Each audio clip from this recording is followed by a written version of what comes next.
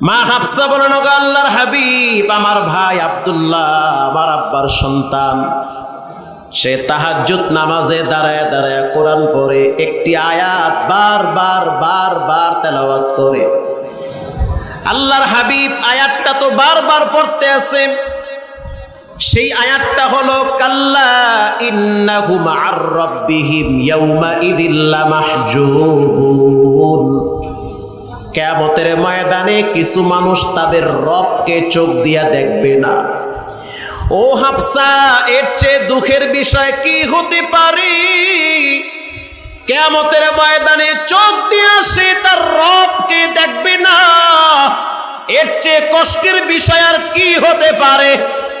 মানুষ নামাজ পড়ে, দান করে, সাদাকা করে, মা বাবার খেদমত করে, কিন্তু যদি গুনার কারণে হাসরের ময়দানে চোখ দিয়ে আল্লাহরে দেখতে না পারে, এর চেয়ে কষ্টের বিষয় আর কে হতে পারে?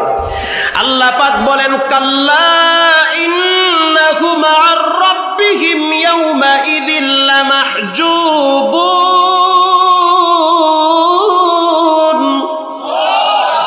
কখনোই তারা তাদের রবকে চোখ দিয়ে দেখবে না, যারা দুনিয়াতে নর্তকী দেখে দেখে চোখ নাপাক বানাইছে, যারা দুনিয়াতে ল্যাংটা নাচ গান দেখে দেখে চোখের তৃপ্ত নিয়েছে। রাসূল বলেন, কিয়ামতের ময়দানে তাদের চোখের ভিতরে সীসা গরম করে গলায় ঠেলে দেওয়া হবে।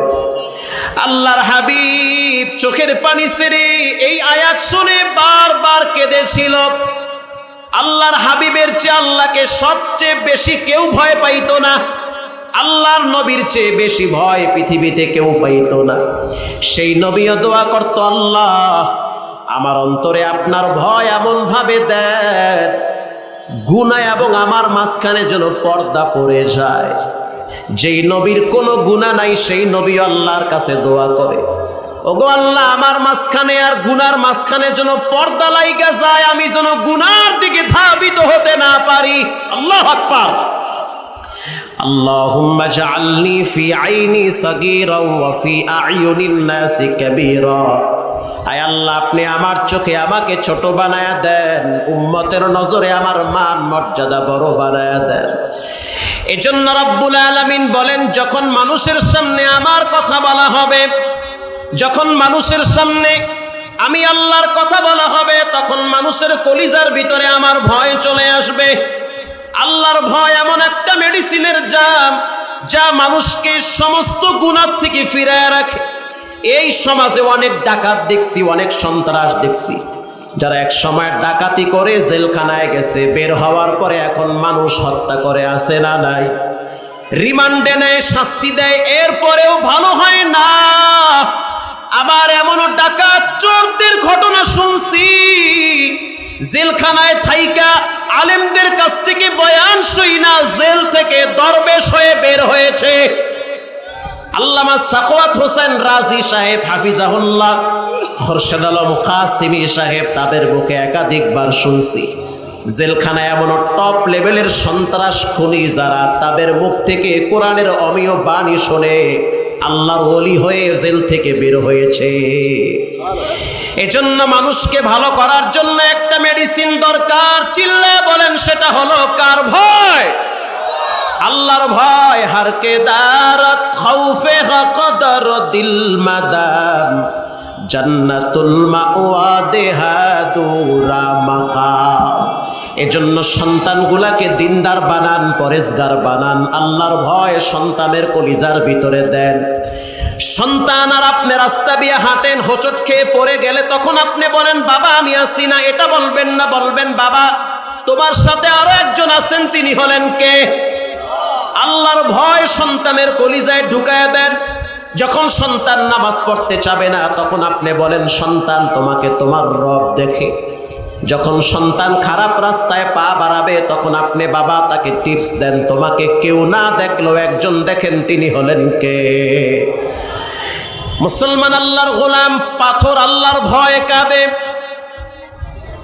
পাথর আল্লাহর ভয় কাঁদে। ওয়াকুদুহান নাসু ওয়াল হিজারা, ওয়াকুদুহান নাসু ওয়াল হিজারা। মানুষ আর পাথর দ্বারা আল্লাহ পাক জাহান্নাম ভরে রাখবে। তানবীহুল গাফিলিন আসছে, মুসা আলাইহিস সালাম রাস্তা দিয়া যাচ্ছে, কিছু দূর যাওয়ার পরে পাহাড়ি অঞ্চল, তাকায় দেখতেছে একটা বড় পাথর, তার শরীর বায়া বায়া পানি পড়তেছে। পাথর আল্লাহর ভয় কাঁপে। আমি তো চোখ দিয়া দেখছি খাগড়াছড়িতে কালা পাহাড় একটা এলাকা আছে, গিয়া দেখবেন বড় বড় পাথর, ডানে বামে কোনো ঝর্ণা নাই, কিন্তু পাথরের বুক বেয়ে বেয়ে পানি পড়ে। স্থানীয় ওলামায়ে কেরাম বলে এটা মানুষের কোনো বানানো কথা নয়। আল্লাহ পাক কোরআনে বলেছেন পাথর একজনের ভয় কাঁদে, তিনি হলেন কে? আল্লাহর ভয় কাঁদে পাথর। মুসা আলাইহিস সালাম যখন দেখলেন পাথর কাঁদে, প্রশ্ন করলেন, পাথর তুমি কেন কাঁদো?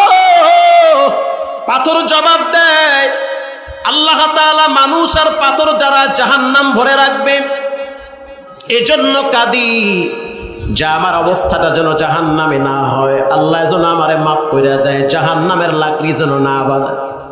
আপনি একটু দোয়া করেন যেন রব্বে কারীম আমাকে জাহান্নামের ইন্ধন না করে।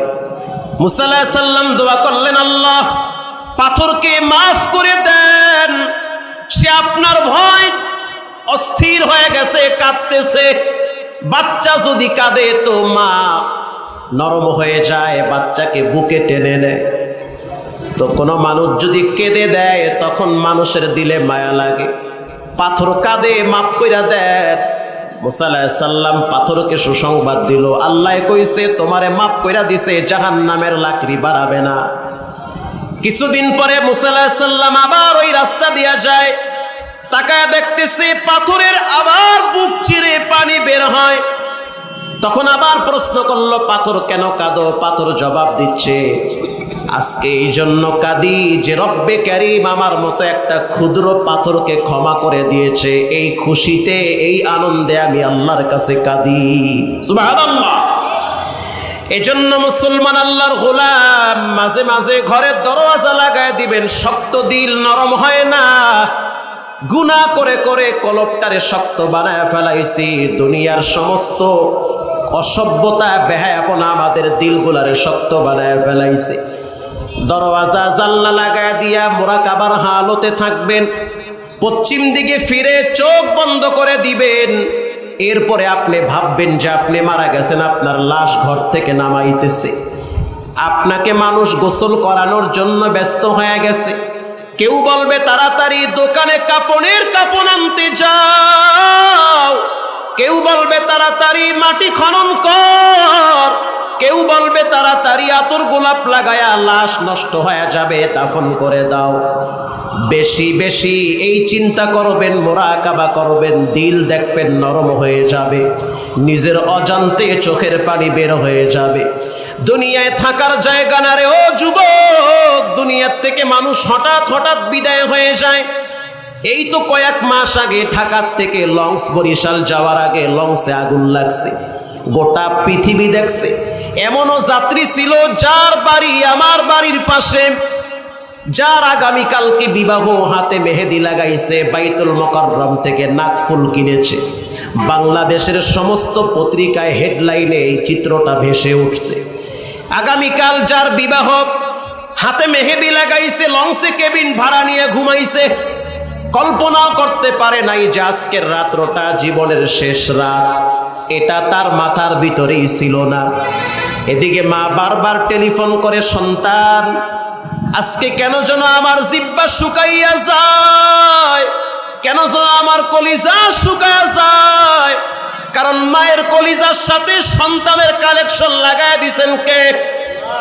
ঘুমাইতে পারে না, সেই টেলিফোনের রেকর্ড আমরা শুনেছি রে বাবা। মায়ের সেই আহাজারি চিৎকার কান্নার আওয়াজ, আকাশ বাতাস ভারী হয়ে গেছে। রাত তখন 2টা বাজে, সন্তান টেনশনে পড়ে গেল, হঠাৎ রুম কেন গরম হয়ে গেছে। ডানে বামে তাকায় দেখতে আছে ধোঁয়ার ধোঁয়া, ধোঁয়ার ধোঁয়া। বুঝতে আর বাকি নাই যে বাহিরে আগুন লাগছে। যখন